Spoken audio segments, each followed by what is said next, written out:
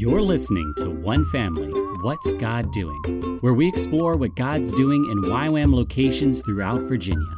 We can't wait for you to find out what God's doing today. Welcome back to What's God Doing? And we are joined again by Jesse Carmichael. And Jesse, what's God doing in Richmond? Well, once again, I'm going to share something that God's kind of doing in me that is going to ultimately impact all of YWAM Richmond. And that is, the Lord really convicted me on my criticism and a critical attitude towards the emerging generation.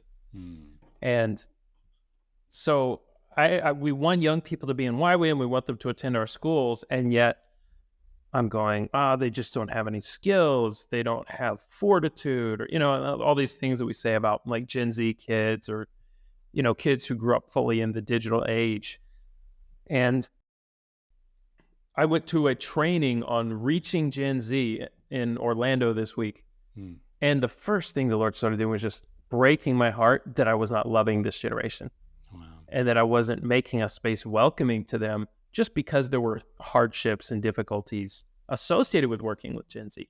But every generation has its downsides and its challenges.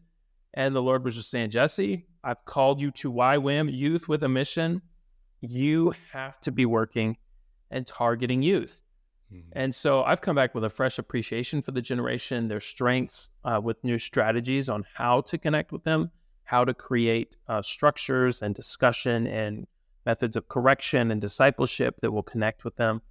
And I've been thinking a lot about just the environment we create, the style of things, the type of t-shirts we brand for our programs, you know what I mean?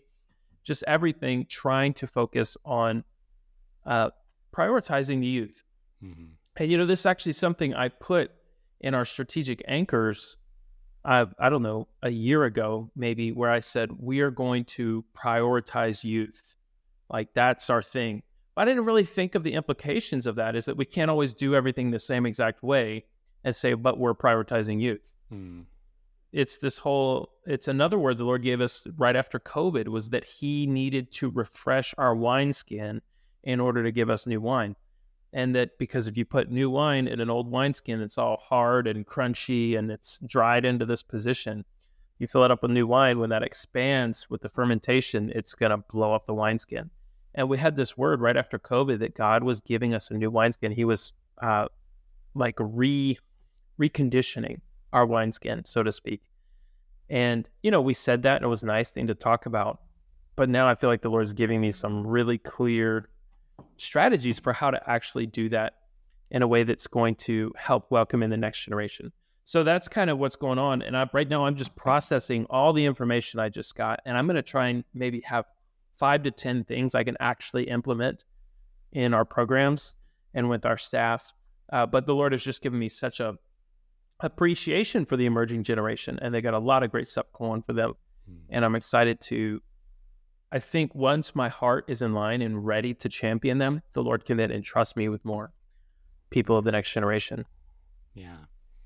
What's interesting is obviously this is something that is at the core of even YWAM, youth with a mission.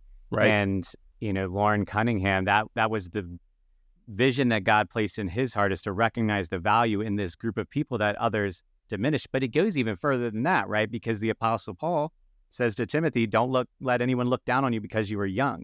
Yeah. So we've always had this struggle in trusting how God can work through those who are younger than us. So what is a way that somebody who is older can actually cultivate that space for those that are younger to thrive in God? Yeah, well, we received a lot of teaching from Dr. Tim Elmore, who's pretty famous on this area of studying the next generations. And he gave us some practical tools, like how do you deal with correction and guidance as an older generation who has a lot of wisdom and has good input. And he said the key is that when you're a little bit older, we have these timeless truths that have to be imparted to the younger generation. He says, but we have to also recognize that the current generation, the emerging generation, has timely truths, so to speak, strategies and things that are current and work today that we can learn from. And so he gave us this acronym. He has loads of acronyms. He's just a fantastic teacher. But one of the acronyms he gave, I only have to look at my notes. I remember what he said. He said, you have to, I'm going to give you a leg to stand on in your discussions with Gen Zers. And so his acronym is a leg. So he says, first, here's how you connect with them. If you want to guide them, start like this. Ask what they think. Ask what they believe. Ask what they see. That's the A. The L is listen. You actually have to listen to them. Hear what they're saying, right? Internalize it, understand it. Then E is empathize. You show them that what they said mattered to you, that you connected with it. He said, even if what they said was 99% wrong, find that little bit that you can really relate to and say, oh, yeah. You know what you said that I really liked, that was really good, that can connect to autonomous truth, was maybe this part. And I'm not saying that they're always 99% wrong, but he was just saying empathize with whatever you can, and at least how they came to the conclusions of what they believe. And then you go to G, which is guide. Now you say, hey, you know what? That's really great. I appreciate you sharing that with me. Can I share some things that I've learned regarding this, right? So whether it's like you're sharing the gospel with someone, or you're trying to teach a new skill, or you need to correct someone's behavior because they did something that was just kooky, you start off with asking, hey, tell me what's going on. Tell me your thought process. Oh, you did it that way. Because maybe they actually thought about something and were innovating in a way that you wouldn't have thought of that's actually good. But if you jump straight to the correction and, well, this is the way we have always done it, you're going to alienate them and hurt them, and you're going to throttle down on their creativity instead of what we're called to do in YWAM, which is champion youth. So youth need guides. They need mentors. But I think they need humble guides, loving guides who will listen to them, allow them to entrust them with responsibility, create kind of a safe landing place. If they kind of fail a little bit, there has to be room to mess it up and learn, but also to just approach with that humility to ask, listen, empathize, and guide. So I learned tons of tools like that, but I think that's a great one, is to, yes, guide, but do it in a way that they're going to be able to receive by listening to them first. Yeah. Because a lot of times we'll jump to the G and not practice that with humility, right? Because it seems like every generation has their moment of saying, kids these days. And, so if that's true for every generation, that means we are seeing our ways of thinking as the right ways, and the younger folks just don't understand it yet. But if that's happening generation after generation after generation, then it could mean, like you noted, that God is equipping each generation with a unique way of seeing and engaging the world. And if we could actually grow in asking and in listening and engaging and then guiding, then we might see a more holistic way of approaching. So, obviously youth are important, young adults are important to YWAM Richmond. So are there some specific ways that people can be praying specifically for the young folks that are there or that may be on their way? Yeah, this is my hope. One of the things I've learned about these Gen Zers, which are people who are more or less born around the year 2000 and on, 2000 to 2015. And I think in the surveys show that something like 80% of them say they would rather start something of their own than join something that somebody else is already doing. So we say they're very entrepreneurial. Or in YWAM, we might say apostolic, right? You like to start new things. Now, do, say 15 to 25-year-olds right now, 23-year-olds, know how to start things? Well, most of them probably not. They're going to need someone to help guide them, but they're at least going to want to be given the opportunity to step out and try to start something new. And so what I'm really praying for, because this is I had this revelation. In some sense, YWAM Richmond is established. It's been here a long time. There's people who have been here a long time. We've been doing the same things, more or less, for a long time. But COVID wiped a lot of our ministries off the schedule, you know what I mean? And gave us kind of a clean slate. And the Lord was showing me that that's actually a great platform, or we can be a great platform for Gen Zers to start new ministries. But we have to create sort of guide rails and discipleship process to help them start it in a healthy way. So what I'm praying for, and what other people I think could pray for, is that we would get entrepreneurial, passionate about Jesus, young people who are willing to come and see the needs in the community, see the needs of the world, and say, I'm going to start something to address that need. And then we can disciple them along the way. Because I need people who want to start stuff. That's a strength of their generation. So that's what I'm really praying for is, Lord, bring us Gen Zers who want to start something. And we'll put them through, like, for instance, we have our Children at Risk Secondary School next year that's all about, it's project-based, meaning you design a ministry project through the process of the school.